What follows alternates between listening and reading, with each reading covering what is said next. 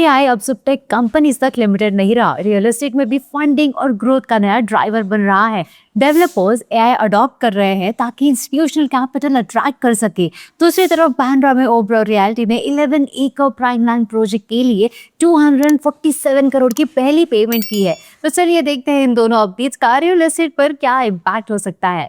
Real estate industry में एक major shift देखने को मिल रहा है। जीआरआई इंस्टीट्यूट के रिपोर्ट के मुताबिक इंस्टीट्यूशनल इन्वेस्टर्स अब एआई और डिजिटल टेक्नोलॉजी यूज करने वाले डेवलपर्स को ज्यादा प्रेफरेंस दे रहे हैं। कॉर्पोरेट रियल एस्टेट सेक्टर में एआई अडॉप्शन 2023 के लेस देन 5% से बढ़कर 2025 में 91% तक पहुंच गया है।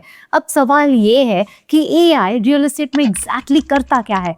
तो एआई का यूज हो रहा है कंस्ट्रक्शन फाइनेंस मॉनिटरिंग में, ऑटोमेटेड प्रॉपर्टी वैल्यूएशन में, प्रेडिक्टिव लैंड एनालिटिक्स में, faster deal matching and investment analysis में।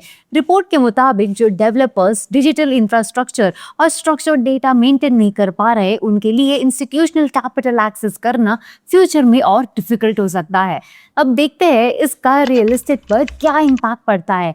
एआई और टेक्नोलॉजी रियल एस्टेट फंडिंग का नया ग्रोथ ड्राइवर बन रहे हैं। डिजिटली एडवांस डेवलपर्स को ज्यादा इन्वेस्टर इंटरेस्ट मिल रहा है। प्रॉपटेक और data driven decision making rapidly grow कर रही है। फ्यूचर में टेक्नोलॉजी अडॉप्शन डेवलपर्स के लिए कंपटीटिव एडवांटेज बन सकता है। अब बात करते हैं बांद्रा ईस्ट की, जहां पे ओबरॉय रियल्टी ने 11 एकड़ प्राइम लैंड पार्सल के लिए 247 करोड़ की पहली पेमेंट की है। कंपनी ने प्रोजेक्ट के लिए एक एसपीवी भी क्रिएट किया है। ये लैंड पार्सल 99 इयर्स के लीज राइट्स के साथ एक्वायर किया गया था और विनिंग बिड 5400 करोड़ थी। बांद्रा ईस्ट मुंबई के सबसे इंपॉर्टेंट कमर्शियल हब्स में से एक माना जाता है। कंपनी का प्लान यहाँ पे grade A commercial development launch करना है। अब इसमें इन्वेस्टर्स के लिए क्या सिग्नल है? बांद्रा ईस्ट कमर्शियल मार्केट में लार्ज स्केल सप्लाई आ सकता है। प्राइम लोकेशन पर grade A office inventory create होगी। कमर्शियल रियल एस्टेट डिमांड पर डेवलपर्स का कॉन्फिडेंस स्ट्रॉन्ग दिख रहा है। लार्ज कॉर्पोरेट्स के लिए future office ownership opportunities create हो सकती है। इंटरेस्टिंग बात ये भी है कि कंपनी कमर्शियल प्रोजेक्ट को ट्रेडिशनल लीजिंग के बजाय पार्शली सेल मॉडल पर एक्सप्लोर कर रही है, जो फ्यूचर कैश फ्लोज को बूस्ट कर सकता है।